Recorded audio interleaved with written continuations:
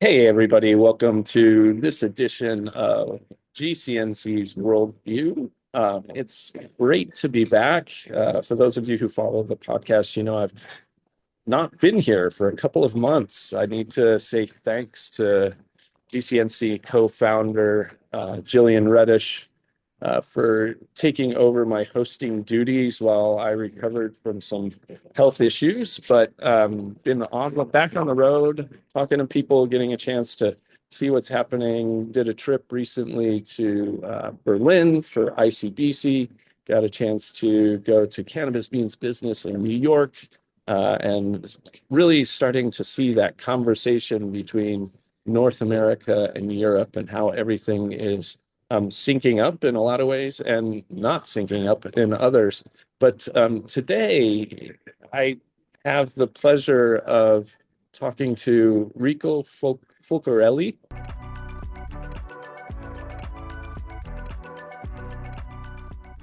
Correct me if I got the last name wrong. He's the Got director of marketing at GreCan out of Greece. Got some great experience in other parts of the industry over the years as well. But Rico, it's been a while since we've had a chance to talk on the podcast about Greece and that part of Europe. So I really appreciate you carving out the time to come on and have this conversation. Thanks so much. Well, no, listen, thank you for having me on. And, this is a great honor for us to be able to talk about what's going on in Greece in on such a platform. And, it's been a rough haul for us. I mean, Greece, the reason you haven't had anybody on talking about Greece is because it's basically taken this long to work through the regulations and to get something going. I came into the position 2 years ago, and it's interesting because I was a marketing director with nothing to market. So That's always the challenge, isn't it?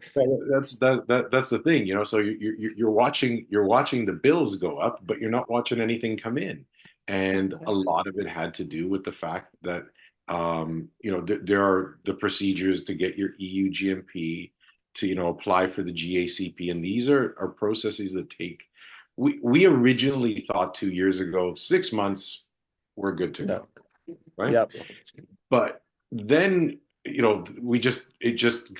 kept going forward and kept going forward. And we figured that about a year ago, we figured, okay, we can now start selling because we should bring some clients in. And that's exactly what we did. We signed our first actual supply agreement nearly a year ago.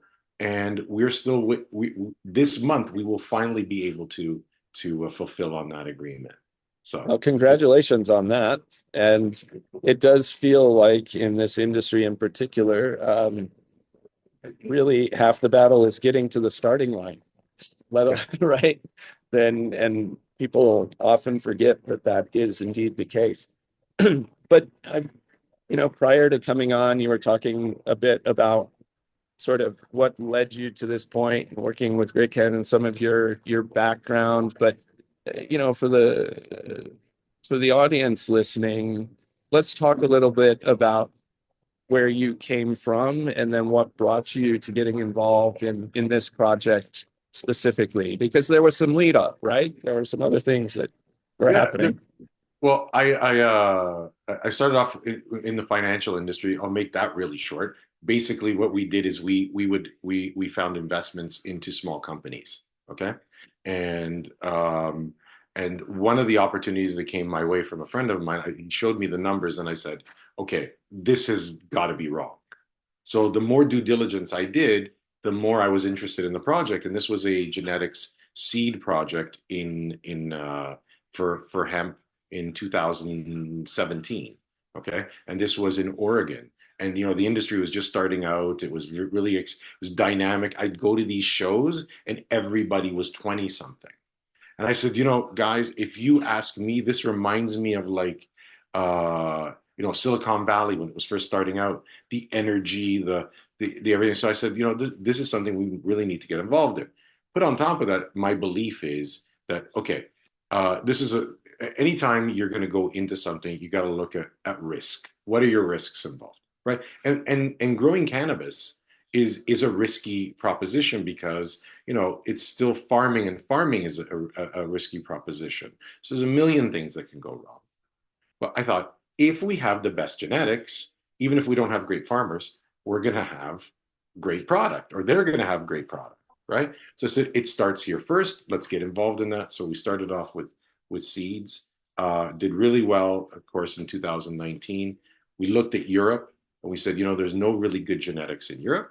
And we were the first ones to, I helped to found at the time Jupiter Seed Europe, which was just an extension of the American company Jupiter Seed in Oregon. And then we had the first two genetics to be put on the catalog that gave farmers an opportunity to be able to compete with American farmers. So that was Yeah, our first. no small task, that effort either. So congrats on that. And then you decided to basically stay in the European market. And what do you find appealing about Greece specifically? Like it has been a long haul. I have been in and out of the discussion around development of opportunities in Greece, yeah, off and on for 4 or 5 years. And now there does seem to be traction. Things do seem to be happening, as you stated. You can fulfill contracts now for the first time, which is helpful to the sustainment of a business.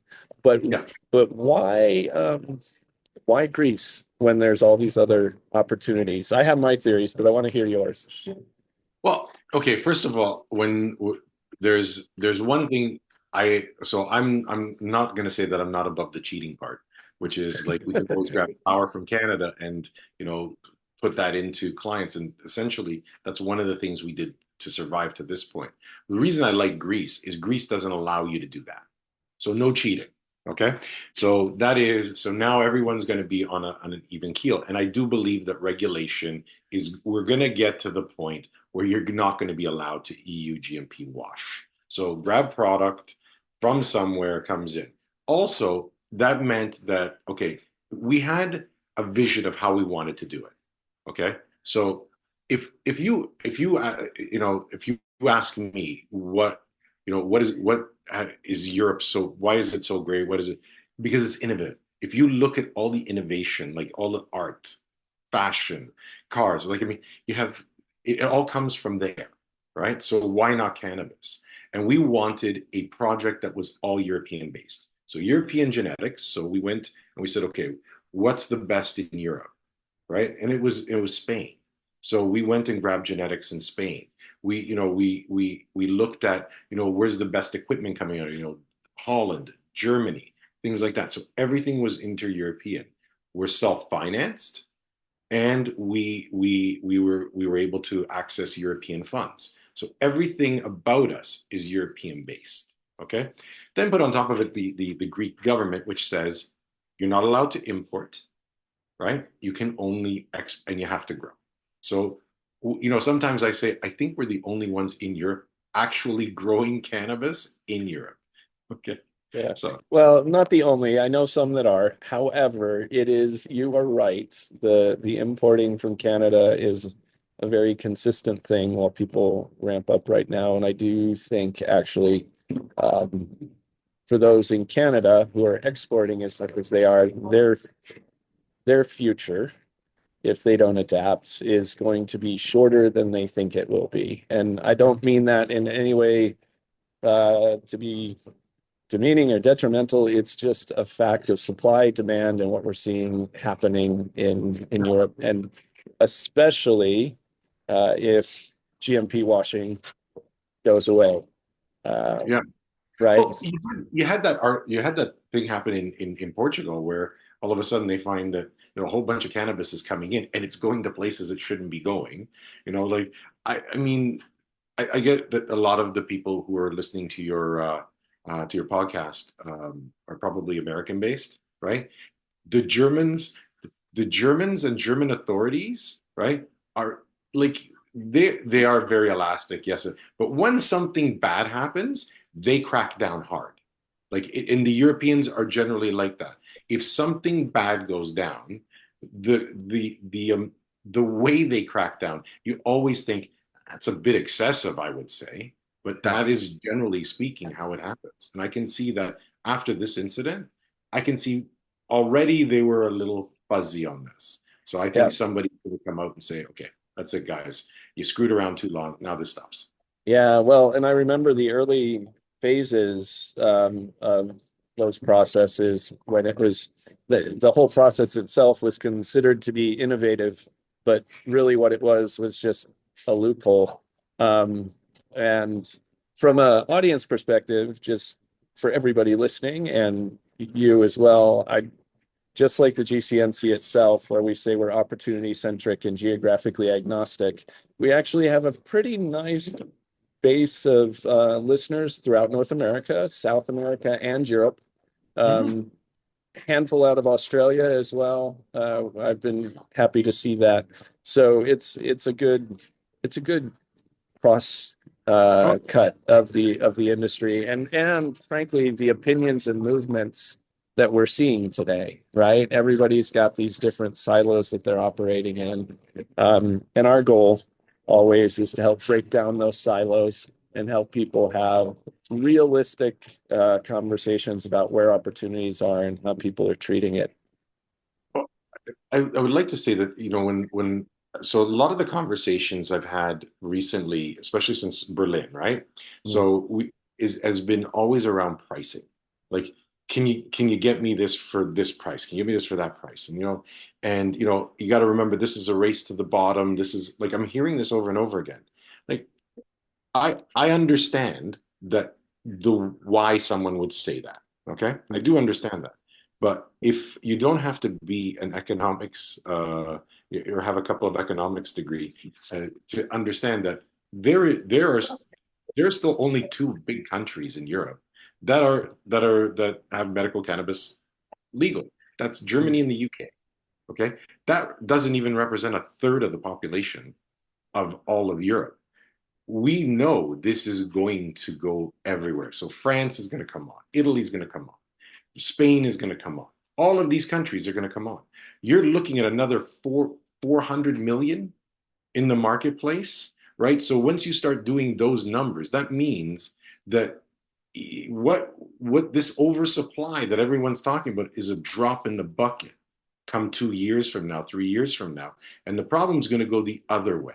So I think that buyers need to be aware that if you do not allow your suppliers to make a decent not I'm not talking about we need to fill up the vaults with gold, okay, but at least a livable profit where we can pay our expenses, get the investors paid and all that.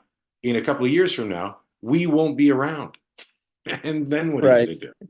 Well, and it's interesting that you bring up the race to the bottom discussion because this is something that I talked about on stage last week in New York, and has been a consistent discussion on my visits to Colombia and Peru.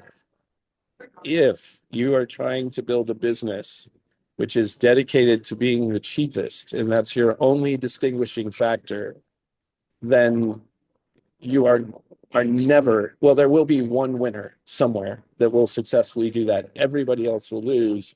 And from a marketing perspective and a brand perspective and just a business operational perspective, you need to be focusing on identifying what are unique market segments, what are unique product mixes, how are you going to convey yourself as a quality product as opposed to a value product. Um, I think prior to the call, we were talking about how some trends that exist within the cannabis industry are similar to just prior to the big internet boom, which is sort of when I really started my career in the mid 90s and late 90s. And you watch that, and so many sort of quick hit ideas failed so fast. And there were 5 or 6 companies that now are truly kings of the world in ways that some of us don't like so much, but they were the ones that found the unique niche, the unique product development. They were not trying to be the cheapest. They were trying to be the best in whatever their sector was.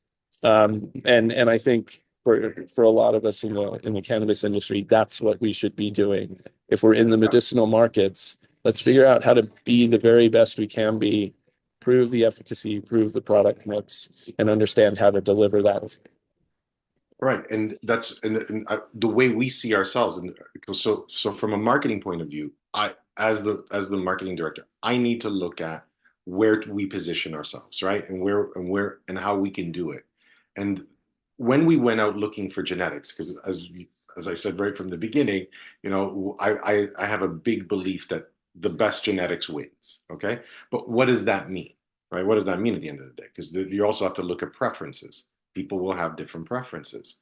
So when we started with genetics at GreCan, we basically went to Spannabis and we said, who wins Spannabis? Who wins the cannabis cups? And over again, it was the same group of breeders, right? These are the guys winning in Europe. So we said, so why are we looking anywhere else? They've got a quality product that people like, they're winning Spannabis cups. So it inherently is already a marketing thing. But so now our challenge internally is to take great genetics with great growing procedures. So bringing in the right breeders, the right growers, and the challenge has always been, how do you get, like, because the people who really understand the plant and things like are not necessarily good at farming or agriculture, and the guys who are really really good at the plant, or the guys who are good at farming aren't necessarily very good with the plant.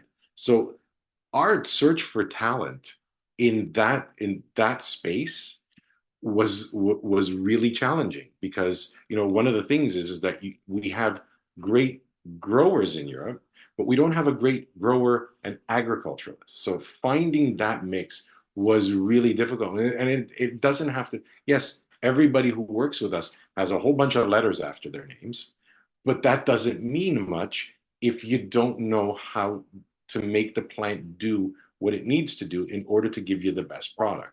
So for us, it's about quality first, go with the best genetics and go with the genetics people like. Okay. Moving forward, we need to work with our clients. We really do. Because I think the people who are going to, at the end, win this is also going to be giving customer preference. So data flowing back from the patients, data flowing back from the front lines is going to be essential, because right now, I mean, you could look at black market trends, right? And you can kind of figure out what new genetics you should be producing and all that. So our challenge is going to be to get that back and to remain 100% European.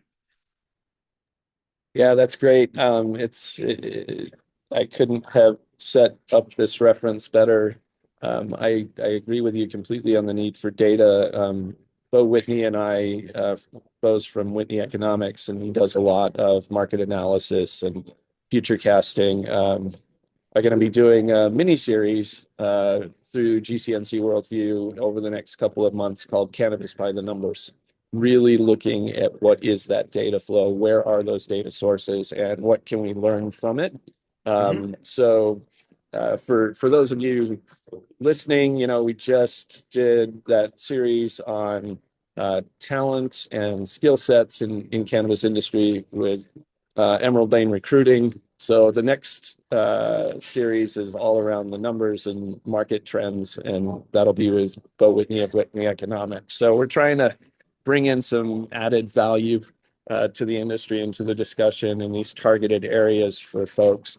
So, when you talk about who your primary customer is for GreCan, is there a domestic market for you, or is everything sort of the rest of the EU? Where does that sit? So we're looking at so Greece is not a very populous country. So, I mean, the German market's way bigger, and so is the UK. So at the moment, yes, we are heavily focused on external, right? But that is only because within the internal market, there isn't a lot of demand currently. So we are getting now involved in, on the medical side, doing the work with patients, educating doctors, going through that. So, but that will be scaled up. So we see about 30% of our business being internal. Okay. And the issue is now internally, there is only one company that is producing. So they basically have a monopoly that is going to the market. And what we're seeing back on some of the social media is that they're not happy. The patients and the people who are taking this are not happy with what they're getting. Okay, so I'm not gonna sit here and say, well, it's because they're no, it's they're not happy because there isn't enough selection, right? Right. And there isn't enough selection of what they're looking for. Okay, Yeah. so Yeah, and competition always, to me, within reason. I mean, completely unfettered doesn't always go well, but generally speaking, competition breeds better product and better opportunity for these companies. And it also forces companies to really identify who their target and key patient groups are, and really dig into that. So I'm sure that that will continue to mature like others. But what I actually don't know. I normally do my homework before, but what is allowed in the Greek market right now for medicinal patients in terms of product type and diversification? Okay, so um, uh, we master drug file all of the paperwork that goes with it. Okay, we're allowed to go up to, I believe it's 31% THC, and it needs to come prepackaged from us in either 5 gram packs, because that's the most popular size, or 10 gram packs. Okay, so they haven't gotten to the point where they're allowing and you do need a prescription for a doctor, and it is not as loose as some of the other countries. Okay, so you still need you still need to go see a medical professional.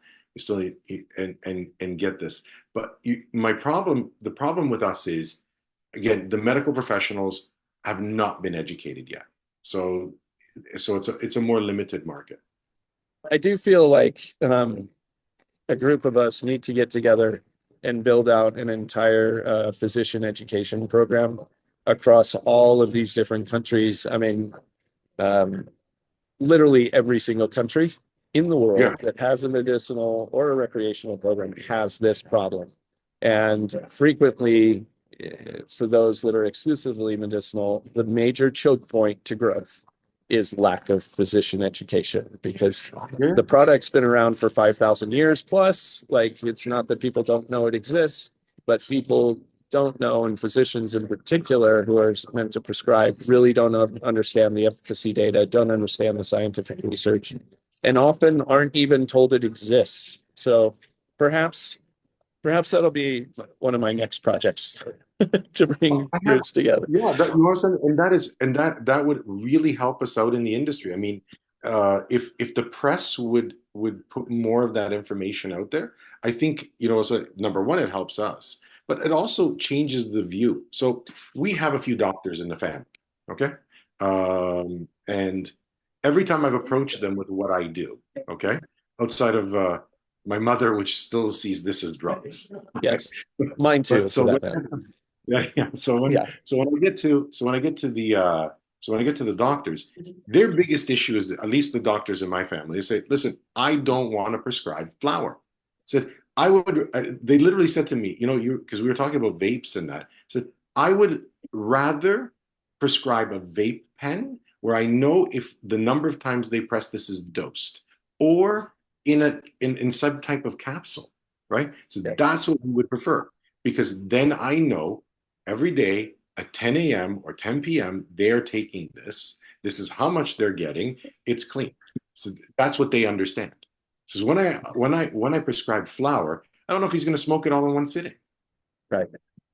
Yeah. That was Well, and frankly, they probably will, right? Because telling somebody, well, just take 2 puffs and then put it out and then do it again later is weird, right? Like, that doesn't fit with normal human behavior. It is part of why, like, um, those who listen in know that we've done a lot in Peru last year.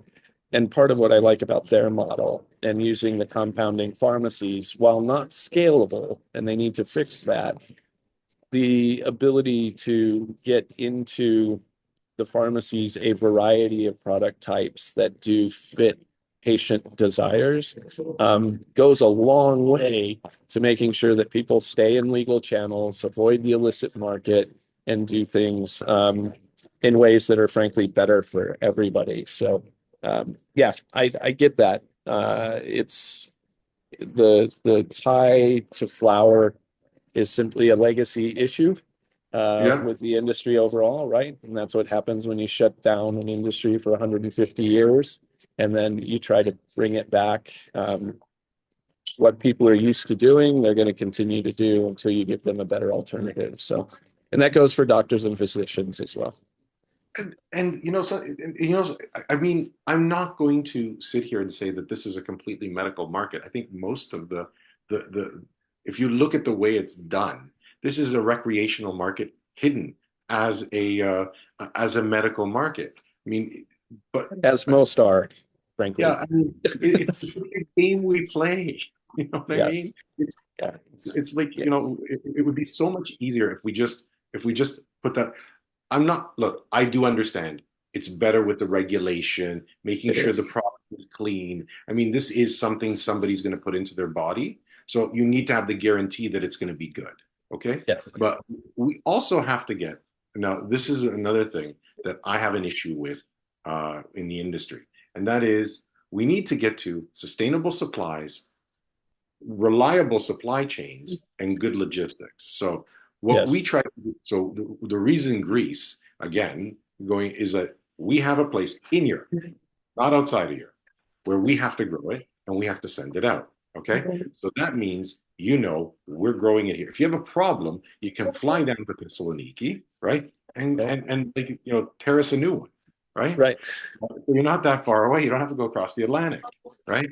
And we've got a shorter supply chain problems. We got quicker logistics. We can deliver. We can basically harvest and deliver in less than 45 days in a month. And we saw that as the real opportunity. We Yeah. said, if you're sitting with your product, so it has to do with cash flow. Even if I'm a little bit more expensive, if your product you've paid for is sitting somewhere in Portugal for 6 months, right? Yeah. And you're not able to churn that money, okay? That's gone to you. That's dead to you. And I Right. can get you the same product, something better, because we need to have a good quality product or an excellent quality product. If I can get you the same thing, but in 30 days, well, you get to churn that money 6 times because the companies that'll go bankrupt now, it's not because they weren't making money, it's because they ran out of cash. Yeah. Cash flow management is king. And Yeah. you know what? That's true in every business, every industry I've ever worked in. Like you can be wealthy on paper, but it doesn't matter if you're negative in the bank account. So I can appreciate that. It's And it's been great to get a bit of an update. I'm headed to Europe in 2 weeks, and I'll be hopping around down there for the next almost 4 months.